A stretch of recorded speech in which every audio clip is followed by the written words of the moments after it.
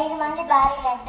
ఒకటో భార్యకి ఒక వెంట్రుక, రెండో భార్యకి 2 వెంట్రుకలు, మూడో భార్యకి 3 వెంట్రుకలు, నాలుగో భార్యకి 4 వెంట్రుకలు, ఐదో భార్యకి 5 వెంట్రుకలు ఉండేవంట. రాజుకి 5వ భార్య అంటే చాలా ఇష్టం అంట.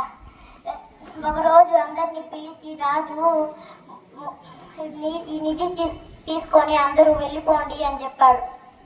మూడో భార్యకి రాజు అంటే చాలా ఇష్టం, కానీ మూడో భార్య నేను పోను అని చెప్పి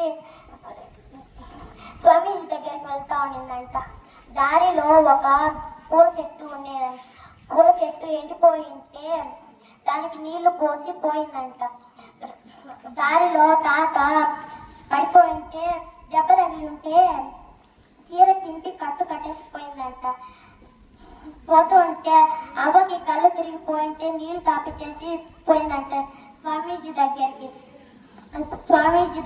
స్వామీజీ 3 సార్లు నదిలో మునుగమంట. ఒకటోసారి మునిగితే కొన్ని వెంట్రుకలు వచ్చాయి, రెండోసారి మునిగితే ఎక్కువ వచ్చాయి, మళ్ళీ మూడోసారి మునిగితే ఎక్కువ వచ్చాయి. పోతా అంటే అవ్వ వచ్చి నగలు ఇచ్చింది, తాత వచ్చి చీరిచ్చాడు, చెట్టు వచ్చి పువ్వు ఇచ్చింది. పోతూ పోతూ రాజు దగ్గరకు పోయింది.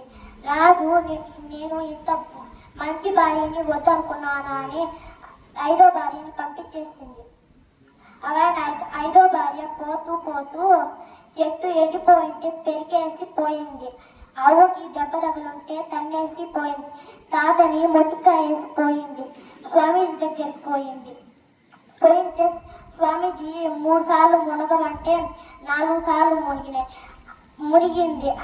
5 వెంట్రుకలుంటే 5 వెంట్రుకలు కూడా పోయాయి. పోతూ పోతూ అవ్వ వచ్చి కత్తి తీసుకొని కొట్టింది. తాత వచ్చి మొటికాయలు వేసినాడు. రోజా పువ్వు పెరుక్కుంటా అంటే అంత ముళ్ళు గుచ్చుకున్నాయి. అంతే.